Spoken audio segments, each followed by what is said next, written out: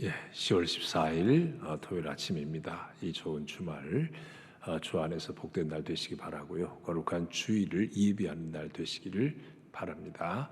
찬송가 78장 부르시면서 주님께 나아갑니다.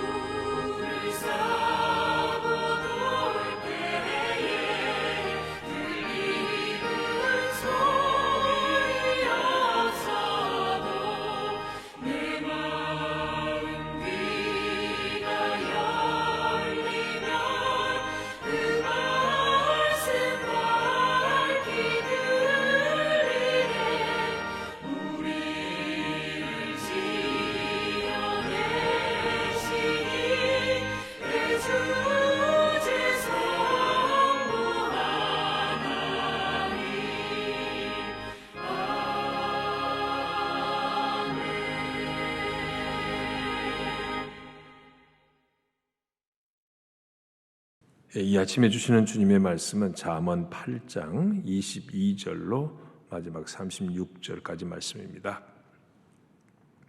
여호와께서 그 조화의 시작 곧 태초에 일하시기 전에 나를 가지셨으며 만세 전부터 태초부터 땅이 생기기 전부터 내가 세움을 받았나니 아직 바다가 생기지 아니하였고 큰 샘들이 있기 전에 내가 이미 났으며 산이 세워지기 전에 언덕이 생기기 전에 내가 이미 났으니 하나님이 아직 땅도 들도 세상 진토의 근원도 짓지 아니하셨을 때에라. 그가 하늘을 지으시며 궁창을 해면에 두르실 때에 내가 거기 있었고 그가 위로 구름 하늘을 견고하게 하시며 바다의 샘들을 힘있게 하시며 바다의 한계를 정하여 물이 명령을 거스르지 못하게 하시며 또 땅의 기초를 정하실 때에 내가 그 곁에 있어서 창조자가 되어 날마다 그의 기뻐하신 바가 되었으며 항상 그 앞에서 즐거워하였으며 사람이 거처할 땅에서 즐거워하며 인자들을 기뻐하였느니라. 아들들아 이제 내게 들으라. 내 도를 지키는 자가 복이 있느니라. 훈계를 들어서 지혜를 얻으라. 그것을 버리지 말라. 누구든지 내게 들으며 날마다 내 문 곁에서 기다리며 문설주 옆에서 기다리는 자는 복이 있나니 대저 나를 얻는 자는 생명을 얻고 여호와께 은총을 얻을 것임이니라. 그러나 나를 잃는 자는 자기의 영혼을 해하는 자라. 나를 미워하는 자는 사망을 사랑하느니라. 아멘. 예, 계속된 잠언의 말씀, 지혜가 부르는 소리를 듣고 있습니다. 지난 이틀 동안의 말씀을 보면 이제 7장과 8장 전반부에서 두 여인을 대조해 놓았다는 얘기를 말씀을 드렸습니다. 한 여인은 사람을 미혹하게 하는, 남자를 미혹하게 하는 음녀로 얘기할 수 있고요. 또 한 여인은 지혜입니다. 이 순전하고 순결하고 아름다운 여인, 그 지혜. 그래서 어제 말씀에도 들었죠. 이 두 여인이 부르는 소리에 어디 귀를 기울일 줄 아는가, 이 분별력을 갖는 것이 진정한 지혜라고 했습니다. 지혜가 부르는 소리, 큰 소리로 지혜가 부를 때 그 소리를 알아듣는 귀가 복된 귀죠. 그 마치 그 찬송가 가사에 예수가 우리를 부르는 소리, 그 음성 부드러워. 그 찬양이 있는데 그 예수님 그 가사에다가 지혜를 넣어도 크게 벗어나지는 않으리라고 생각을 합니다. 자, 우리 앞에는 항상 이런 두 가지 소리는 놓여 있습니다. 그래 오늘 계속되는 말씀을 보면 이 지혜가 나를 만나라, 나를 찾으라, 내게 오면 내가 너희를 만나주마. 지혜는 우리를 기다리고 있습니다. 왜? 우리를 사랑하기 때문에. 그래서 우리에게 그 지혜가 내가 너를 만나줄게, 나를 찾기만 하면 만나줄게, 오히려 우리에게 간절히 애타게 그렇게 부르짖고 있습니다. 아니, 우리에게 호소하고 있습니다. 나를 만나라고, 나를 찾으라고, 그러면 만나줄 거라고 먼저 찾아와서 우리에게 말하고 있습니다. 마치 그래서 오늘 본문의 지혜라는 말을 정확하게 말하기는 어렵지만 지혜는 하나님의 속성이기도 하지만 본문의 맥락에서 보면요, 거의 예수님과 거의 동일시됩니다. 그래서 그렇게 보면 더 이해가 쉬운 게 뭐냐면 하나님께서 우리를 사랑하시기 때문에 나를 찾으라, 내가 만나줄게, 내게로 나오라 애타게 호소하시는데 죄인된 사람들이 하나님을 안 찾잖아요. 결국은 하나님이 우리를 찾아 나섭니다. 그분이 바로 예수 그리스도잖아요. 그분이 자기의 몸을 버려 십자가에 죽으심으로 이 땅에 찾아오셔서 우리를 찾아오셔서 우리를 사랑하시는 마음으로 살리기 위해 십자가의 죽음을 기꺼이 당하십니다. 오늘 본문은 이 지혜를 예수님과 거의 비슷하게 이해를 해도 참 좋겠다는 생각이 듭니다. 좀 더 이해가 쉽다고 봐요. 오늘 본문은 특별히 하나님의 창조의 역사에 이 지혜가 동참했다, 이 말씀을 증거하고 있거든요. 오늘 시작하는 말씀 22절에 보면 여호와께서 그 조화의 시작 곧 태초에 일하시기 전에 나를 가지셨으며, 그 나는 여기서 지혜를 말하거든요. 지혜는 태초에 하나님께서 일하시기 전에부터 있었다. 하나님이 천지 창조 이전부터 계셨다. 지혜가 그 선제라고 하죠. 선제, 먼저 이미 계셨다. 예수님이 바로 그러잖아요. 하나님이 천지 창조하기 전에도 예수님이 하나님과 함께 계셨다. 성경이 그렇게 가르쳐 줍니다. 그래서 이제 삼위일체 하나님을 설명할 때도 꼭 등장하는 말이죠. 예수님도 창조 사역에 동참하신 거예요. 창세 이전에 계셨습니다. 그 계속되는 말씀이에요. 만세전부터 태초부터 땅이 생기기 전부터 내가 세움을 받았나니 아직 바다가 생기지 아니하였고 큰 샘들이 있기 전에 내가 이미 났으며. 그래서 여기 지혜는 뭐냐면 하나님의 창조 이전부터 함께 계셨어요. 그래서 하나님의 창조 역사에 동참하셨기 때문에 지혜는 하나님의 창조의 원리이자 하나님의 창조한 세계를 움직이는 또한 우주 역사의 그 움직임의 원리이기도 합니다. 이게 지혜라고요. 그런데 마치 표현이 여기 이미 났으며 산이 세워지기 전에 언덕이 생기기 전에 내가 이미 났으니 태어나다 이렇게 표현한 걸 보면 그렇게 보면은 물론 이 표현 자체가 의인화된 표현이에요. 사람으로 표현하고 있습니다. 지혜가 마치 앞에서는 어제 말씀드린 여인으로 표현하고 있잖아요. 그러니까 그 하나님께로부터 왔다 이런 뜻인데, 이런 말씀을 또 보면은 여기서 지혜가 예수님이다 이렇게 동일시하기는 어려움이 문제가 있어요. 왜냐하면 예수님은 하나님이 낳으신 분이 아니거든요. 이게 이제 여러분 참 삼위일체 여기서 그 교리를 설명하는 게 아니기 때문에 복잡하게 생각하면 안 되는데요. 예수님을 하나님의 아들이라고 그랬지만 하나님이 낳았다고 생각하면 뭐 문제가 생기냐면 하나님의 피조물이다 이런 생각을 할 수가 있어요. 예수님은 하나님의 피조물이 아니거든요. 삼위일체 성부, 성자, 성령은 창세 이전부터 함께 계셨습니다. 그래서 예수님이 하나님의 피조물이라고 생각되면 심각한 신학적 오류가 생겨요. 이단들이 그런 얘기를 많이 주장하거든요. 예수님은 하나님의 피조물이야. 그러니까 하나님보다 열등한 존재라고 생각을 합니다. 그래서 이단이 생기거든요. 그러니까 그런 면에서 보시면 안 되겠지만, 그러니까 이 본문의 지혜는 딱 한마디로 예수님이다 이렇게 말할 수는 없는데, 근데 예수님으로 이해될 그런 내용들이 많이 있다는 것도 또 부인할 수 없습니다. 그러니까 뭐 복잡하게 그렇게 얘기하지 말고 그냥 지혜라고 얘기합시다. 이 지혜는 하나님의 창조 이전부터 계셨다. 하나님과 함께 계셨다. 그 지혜를 우리 보고 찾으라고요. 그 지혜가 우리를 만나주려고, 우리를 사랑하기 때문에 만나주라고 기다리고 있으니까 자꾸 찾으라. 잠언은 계속해서 우리에게 이렇게 권면하고 있습니다. 자, 그 다음 말씀을 보면 27절 이하에는 그가 하늘을 지으시며 궁창을 해면에 두르실 때에 내가 거기 있었고, 하나님께서 천지를 창조하실 때에 지혜도 함께 동참했다. 창조사에게 동참했다는 말씀이잖아요.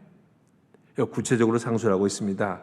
그가 위로 구름 하늘을 견고하게 하시며 바다의 샘물들을 힘있게 하시며 바다의 한계를 정하여 물이 명령을 거스르지 못하게 하시며 땅의 기초를 정하실 때에 내가 그 곁에 있어서 창조자가 되어라고 말하죠. 이 지혜가 하나님의 창조 역사에 동참했다는 얘기입니다.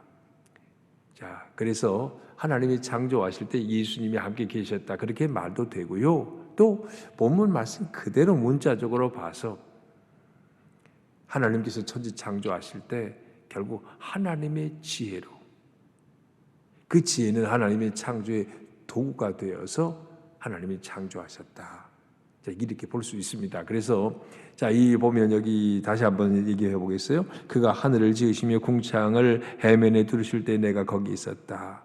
그 위로 구름을 하늘을 견고하게 하시며 바다, 이런 말들이 나오는데, 뭐 지금은 이제 과학이 많이 발달해서 이게 뭐 우주의 신비들을 막 찾아내고 그러지 않습니까? 근데 고대인들은 그런 걸 잘 이해를 못하니까 그냥 이 성경에도 보면 고대인들은 지구가 돈다는 걸 생각 못하고 지구가 우주의 중심이라고 생각했잖아요. 예? 지구가 중심이고 나머지 해, 달, 별들이 지구 중심으로 돌아간다고 생각했지 않습니까? 그래서 천동설을 주장했어요. 지동설이 아니고. 그런데 이제 과학의 발전을 알게 됐지만, 그래서 고대인들은 이 지구가 중심이에요. 사람이 중심이죠. 그래서 사람과 동물이 땅에 있고 바다가 그 땅을 둘러싸고 있고 산들은 또 둘러서 이걸 다 보호해주고 있다. 뭐 이런 생각을 했습니다. 그래서 그 고대인들이 생각하는 이 하늘이라는 것도 뭐 해, 달, 별들이 떠 있고 그리고 뭐 새들이 날아다니고 하는 그 공중 스카이, 이것을 이제 첫째 하늘이라고 그랬고요. 그 다음에 이제 저 멀리 하늘에 이제 그 궁창, 마치 그 높은 하늘에 물을 가둬두는 어떤 공간이 있는데 그걸 열어서 하나님이 이 땅에 비를 내려주셨다, 그렇게 생각을 했죠. 그래서 그걸 둘째 하늘이라고 얘기했습니다.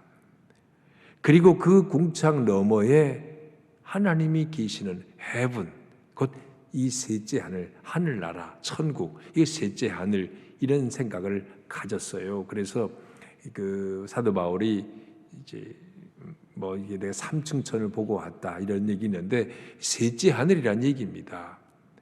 사도 요한이 본 것도 다름 아닌 3층 천의 세계를 봤다는 얘기겠고요. 그래서 이제 그 고대인들은 첫째 하늘, 둘째 하늘, 셋째 하늘 이런 개념이 있었는데 하여간에 지혜가 하나님이 우주 만물을 창조하실 때 함께 있었고 창조 역사에 동참했다. 다시 한번 이 30절 읽어보겠습니다. 내가 그 곁에 있어서 창조자가 되어 날마다 그의 기뻐하신 바가 되었으며 항상 그 앞에서 즐거워하였으며.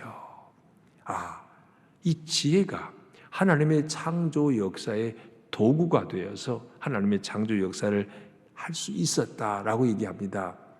그러니까 지혜가 하나님의 창조 역사의 일꾼이었어요. 하나님의 그 역사, 창조 역사에 함께 했다는 것.